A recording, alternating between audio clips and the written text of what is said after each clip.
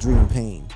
When you talk about heartbreak in basketball, you talk about Adrian Payne. May 9, 2022, Orlando, Florida. Just after 1 a.m., Payne drives to a friend's townhouse complex trying to break up a domestic dispute. Moments later, a single gunshot tears through the silence. The 31-year-old, unarmed, collapses beside his Chevy. He's pronounced dead before sunrise. Payne's death wasn't some street altercation. It was a mediation gone tragically wrong. And the shooter, Lawrence Doherty, tried to justify it under Florida's Stand Your Ground law. Prosecutors proved Payne never posed a threat. The man who once leapt over centers was simply trying to calm tempers. But to understand that night, you have to understand Adrian Payne the person, the kid from Dayton who fought asthma, poverty, and loss. Raised by his grandmother after his mother's death, he grew up dodging trouble with one hand and grabbing rebounds with the other. At Michigan State, he transformed under Tom Izzo, dropping 41 points on Delaware in the NCAA tournament and becoming half of one of the most emotional friendships college hoops has ever seen. His bond with Princess Lacey Holsworth, the 8-year-old cancer patient who called him Superman.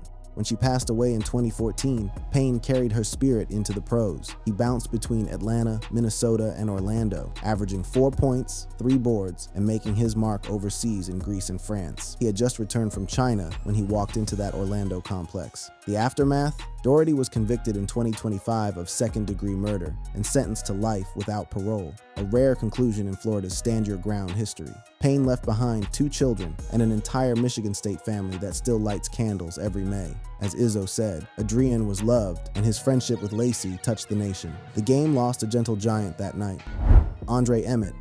Dallas, Texas, September 23, 2019. 2:30 a.m., Andre Emmett pulls up to his home, still wearing that ever-present grin, eating a late-night Whataburger in his car. 2 men approach. Seconds later, gunfire. Emmett runs, wounded, collapses on the pavement. The same city that raised him takes him away at 37. Emmett's story reads like perseverance personified. A 4-year star under Bob Knight at Texas Tech, he scored over 2,200 points, the program's all-time leader. When the NBA doors closed after short stints with Memphis and New Jersey, he refused to quit. He became a globetrotter, lighting up box scores from Lithuania to the Philippines, then reigniting his name in Ice Cube's Big 3 League, where he ranked among the top scorers in 2018. But success couldn't shield him from randomness. Police said 2 men tried to rob him outside his East Dallas home. He fled. They shot him multiple times and drove off in his Chrysler 300. Investigators pieced the case together through phone pings and witness IDs. 3 suspects were arrested. One, Larry Jenkins, was sentenced to life in 2022 after the jury watched surveillance showing him at the scene. Emmett's mother, Regina Oliver, faced the court and said, "Andre made a great mark within his dash." Today, Tech fans still chant, "Super Dre forever." His daughters, Kennedy and Zara, carry his name. A reminder that even legends of the hardwood can't always outrun the streets that raised them.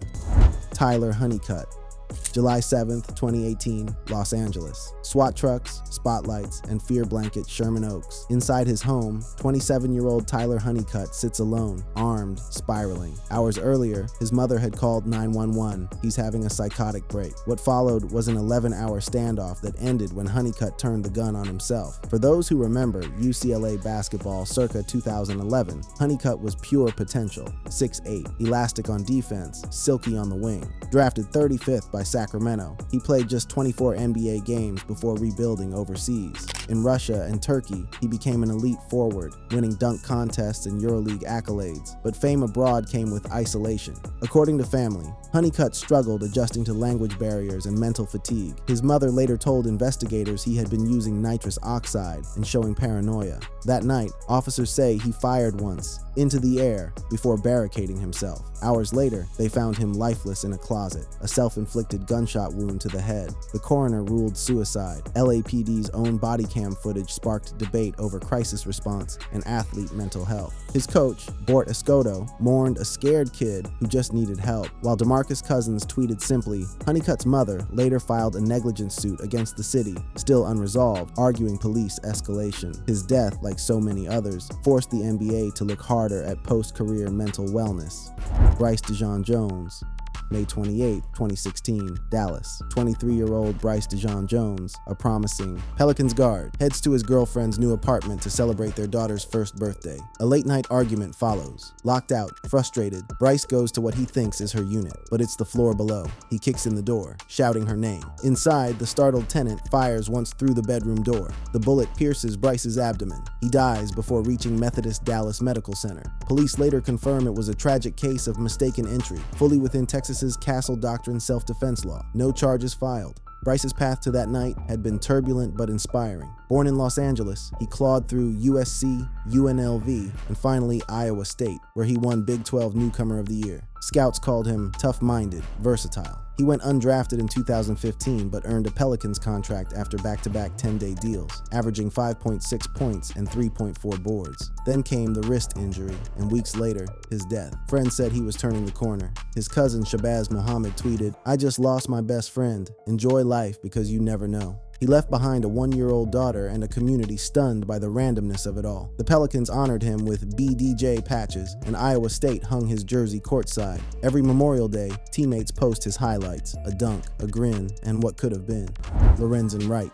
Memphis will never forget this one. July 19, 2010, former Grizzlies big man Lorenzen Wright vanishes. 10 days later, his body is found decomposed in a wooded field, 11 gunshot wounds. The city that cheered him for years suddenly plunged into one of the darkest sagas in NBA history. Wright was Memphis royalty, a hometown hero, drafted 7th overall in 1996, a 13-year vet who averaged 8 points, 6 rebounds, and anchored early 2000s Grizzlies squads. After retirement, he devoted himself to family, coaching kids, and staying visible in the community. But beneath that calm surface, finances were strained, and his marriage to Shara Wright Robinson was unraveling. The night he disappeared, a frantic 911 call captured 11 gunshots before the line cut off. The dispatcher mishandled it. For 7 years, no arrests. Then, a break. In 2017, divers pulled a .38 revolver from a Mississippi lake. Ballistics matched the bullets in Lorenzen's body. Investigators soon arrested Billy Ray Turner, a church deacon and Shara's rumored lover, and then Shara herself. Prosecutors said she masterminded the plot for a $1 million life insurance payout, luring Lorenzen to that field with promises of reconciliation.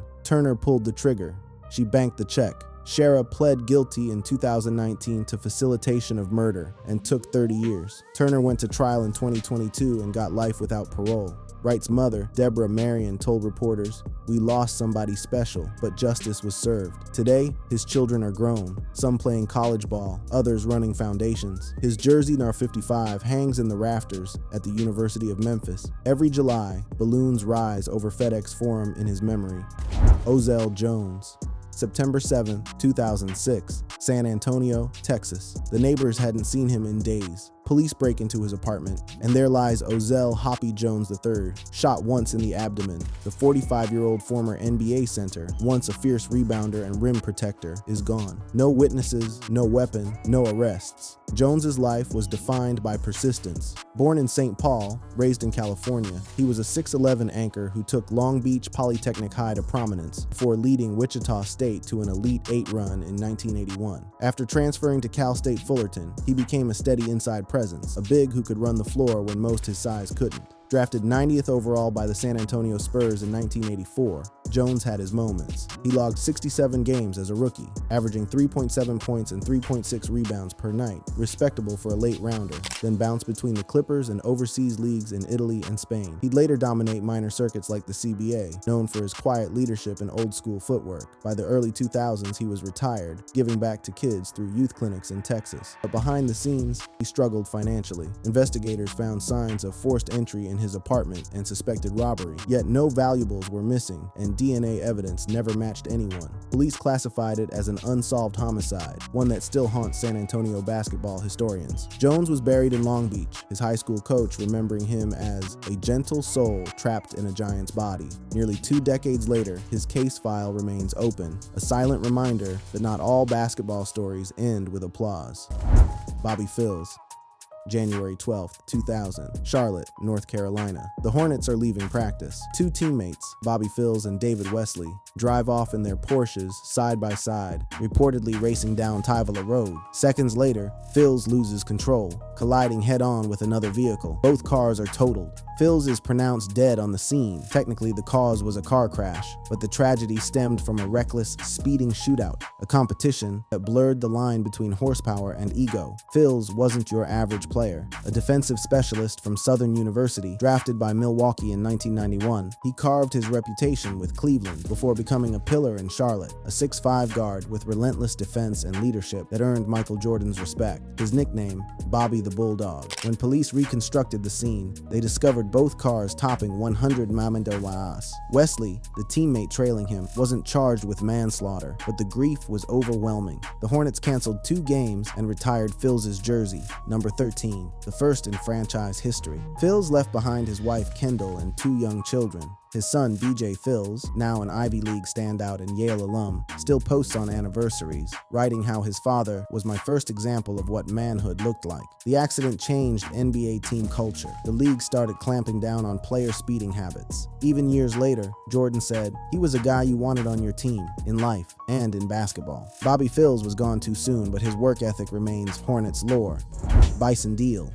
Now this is the one that could be a movie. July 2002, South Pacific. Former Chicago Bulls champion Bison Dele, born Brian Williams, disappears at sea, vanishes, along with his girlfriend Serena Carlin and boat captain Bertrand Saldo during a voyage from Tahiti to Hawaii aboard his catamaran, the Hakatahan. Only one person returns, his older brother, Miles Dabord. Within weeks, Miles overdoses in Mexico, leaving behind a confession and a trail of mystery that's haunted the league for 20 years. Let's rewind. Dele was one of the most intriguing big men of the 90s, 6'10", 260 pounds, athletic, introspective, and eccentric. Drafted by the Orlando Magic in 1991, he later played for the Clippers, Nuggets, Pistons, and famously, the 1997 Bulls, where he won a championship alongside Michael Jordan and Scottie Pippen. He averaged 11 points and 6 boards across 8 seasons, but was never your typical athlete. He walked away from a $36 million contract at age 30, saying he wanted peace over paychecks. By 2002, he was living his dream,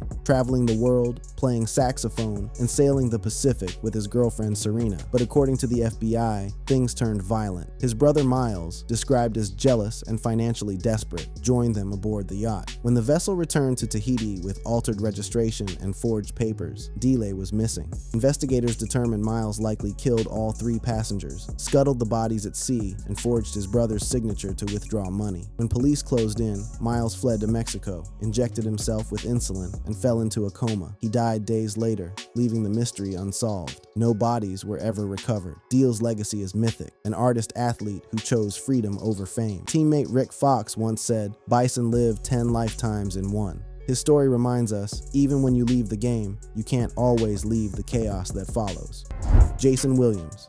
February 14th, 2002, Valentine's Day. Former New Jersey Nets center. Jason Williams is at his New Jersey mansion hosting friends, and his limo driver, Kostas Christofi. A gun goes off. Christofi is dead. What followed was one of the most infamous legal sagas in NBA history. Williams, once a beloved Sixers and Nets big man known for his rebounding and charisma, had a reputation for keeping firearms around his estate. According to prosecutors, while showing off a 12-gauge shotgun, he snapped it closed and accidentally discharged it into Christofi's chest. Panic set in. Williams told guests to clean up, then staged the scene to look self-inflicted. The trial became tabloid fuel. He was acquitted of manslaughter but later pled guilty to aggravated assault and served 18 months in prison. When he emerged, he faced addiction, depression, and bankruptcy. Before all that, Williams had been a warrior. Drafted by the 76ers in 1990, he averaged 10 points and 7 rebounds, won a championship with the 2001 Nets, and was known for his heart as much as his hustle. Post-prison, he rebuilt his life, founding the Rebound Institute for Addiction Recovery and becoming an ESPN analyst. In his own words, "I did something that caused a man to lose his life. I have to live with that forever." Jason's story isn't just about tragedy, it's about redemption through responsibility. Following his release, Jason Williams became a cautionary tale turned motivator. He authored a memoir titled Humbled: Letters from Prison, detailing the dark humor and trauma of his incarceration. His interviews with ESPN and CNN became essential viewing for understanding how one split-second mistake can derail everything. Today, Jason mentors young players about accountability. He speaks at high schools, sharing how ego and guns don't mix. In 2023, he launched Gun-Free Hoops, a program teaching firearm safety through basketball clinics in Newark. That's what makes this story powerful. A man who lost his career found a calling. Eddie Griffin. August 17, 2007, Houston, Texas. Eddie Griffin's SUV slams full speed into a moving freight train. The impact is so violent it incinerates the vehicle. The body inside, charred beyond recognition, identified days later through dental records. It's Eddie Griffin, the former Houston Rockets forward, just 25 years old. The cause of death was ruled an accident, but the circumstances were tragic. Police discovered alcohol containers in the wreckage. Just months earlier, Griffin had faced gun possession charges after firing at another driver in a road rage incident.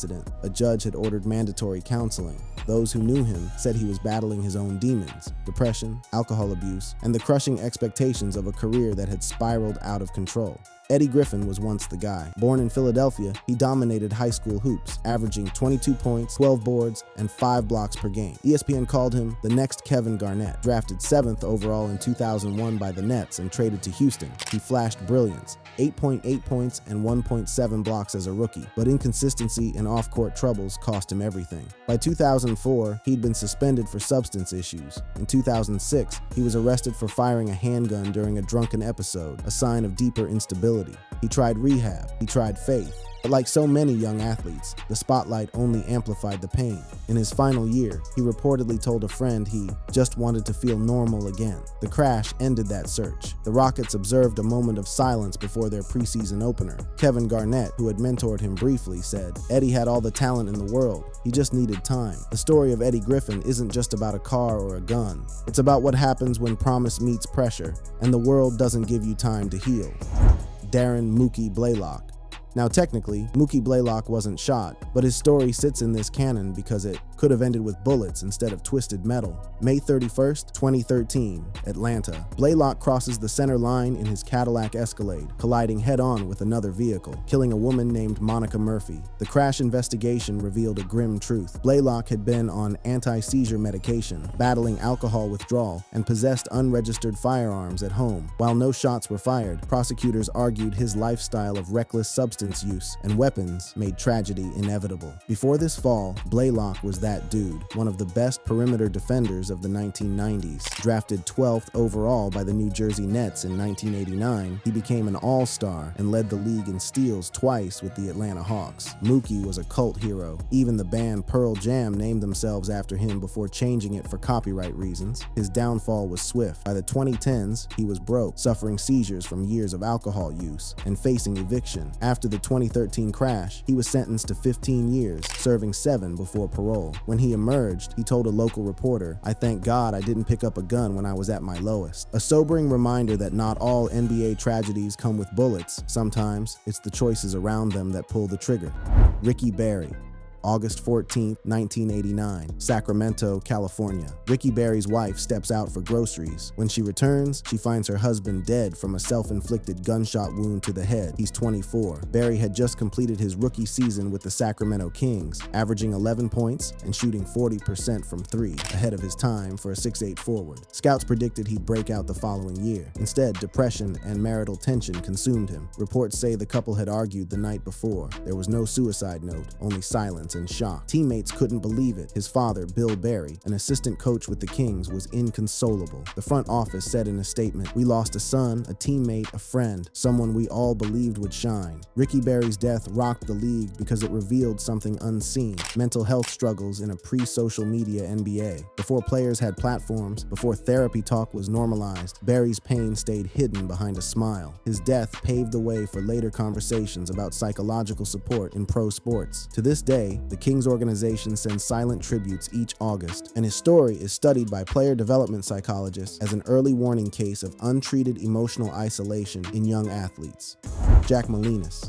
December 3rd, 1975, Hollywood Hills, California. Police find Jack Molinas, 43, slumped in his home, shot execution style. Investigators call it a gangland-style hit. The man once dubbed the brainiest player in the NBA was now another casualty of organized crime. Molinas' story is equal parts genius and tragedy. Drafted by the Fort Wayne Pistons in 1953, he was one of the league's earliest stars, a 6'6" forward with a lawyer's mind and a gambler's heart. He averaged 11.6 points and 7.1 rebounds his rookie year. But that same season, he was caught betting on his own games, leading to a lifetime ban from the NBA, one of the earliest scandals in league history. After basketball, Molinas spiraled deeper into the underworld. He studied law, yes, but also ran high-stakes betting rings that entangled college athletes in point-shaving scandals. The FBI later charged him for orchestrating one of the largest game-fixing operations in NCAA history, the 1961 Columbia scandal. By the mid-1970s, Molinas had too many enemies and too many debts. When he was found dead, police suspected mob involvement, particularly linked to organized gambling. His murder was never solved. To this day, basketball historians cite his case as a warning. When you mix brilliance, greed, and the wrong crowd, even the most gifted minds can't outthink a bullet. Connie Hawkins. Few players embodied redemption like Connie the Hawk Hawkins. Long before he became an NBA All-Star, Hawkins nearly lost everything, including his life. In 1966, while playing for the Pittsburgh Wrens of the ABA, Hawkins was caught in a robbery attempt in Brooklyn. During the chaos, a gunman fired at a nearby car, grazing Hawkins' arm. It wasn't fatal, but it changed him. Already wrongfully blacklisted from the NBA due to false gambling accusations, he realized how easily his story could have ended there. The bullet wound became symbolic, the scar that carried him into greatness. In 1969, after years of exile, Hawkins sued the NBA and won a $1.3 million settlement, earning reinstatement. He went on to become a four-time NBA All-Star with the Phoenix Suns, dazzling crowds with his hang-time artistry. Years later, he said, "That bullet reminded me how fast life can disappear." Hawkins' survival reshaped how the league handled blacklisted athletes and reminded everyone that legends often rise from gunfire, not fall to it. John Brisker. Now, this one's straight out of a spy novel. John Brisker, a 6'5" ABA enforcer once dubbed the most feared man in basketball, vanished in 1978 after traveling to Uganda. Brisker's playing style was as wild as his reputation: raw aggression, elite scoring, and fists that flew as fast as jump shots. He averaged 20 points per game for the Pittsburgh Condors before joining the Seattle Supersonics. Off the court, he was charming but volatile. In 1978, at the height of political chaos under dictator Idi Amin, Brisker flew to Uganda for what he claimed was a business opportunity. He was never seen again. Some say he was executed by firing squad after a dispute with military officials. Others believe he was caught in the crossfire of a coup attempt. The U.S. State Department listed him as missing and presumed dead by 1985. No remains were found. Brisker's mysterious end became basketball folklore, a man who fought everyone on the court and may have died in a war zone halfway around the world. His college coach once said, "John was brilliant, unpredictable, and fearless, maybe too fearless." In many ways, Brisker's disappearance represents the wild, untamed edge of 1970s basketball, a time when fame offered no safety net. Reggie Harding. September 1st, 1972, Detroit, Michigan. Harding sits in his car outside a friend's house. A gunman walks up and fires twice. Harding dies instantly. He's 30 years old. Reggie Harding was the first player ever drafted directly out of high school, a 7-foot pioneer from Detroit Eastern High, taken by the Pistons in 1962. But his life was chaos. Arrests, substance abuse, and violent altercations followed him. He was shot at multiple times over the years, but always survived until that night. Police called his killing a street retaliation. No one was ever convicted. Before his death, Harding had tried to reform, coaching local youth and talking about his mistakes. Teammates said he was a gentle giant with demons he couldn't outrun. His story became a grim parable for future generations. That talent can get you to the NBA, but discipline and peace keep you alive. Reggie could have been great, maybe a Hall of Famer, but the streets got him first. Robert Traylor.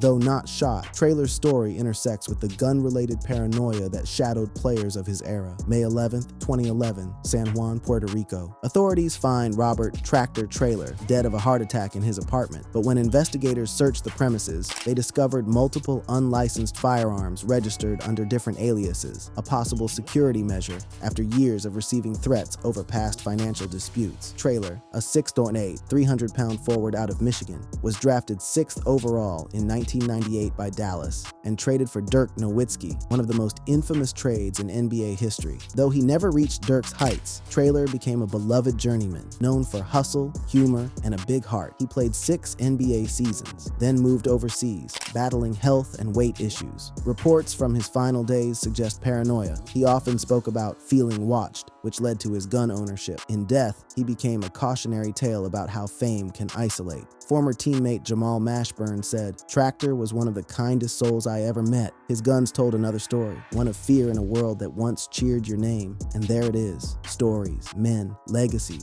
each intersecting with the same cold reality, the gun. Some were heroes trying to de-escalate fights. Others were victims of their own pain. Some survived, some didn't. But all of them left behind more than stat lines. They left lessons." Thanks for sticking around, folks. If you enjoyed this video and you are locked in for more, click on the card showing on the screen.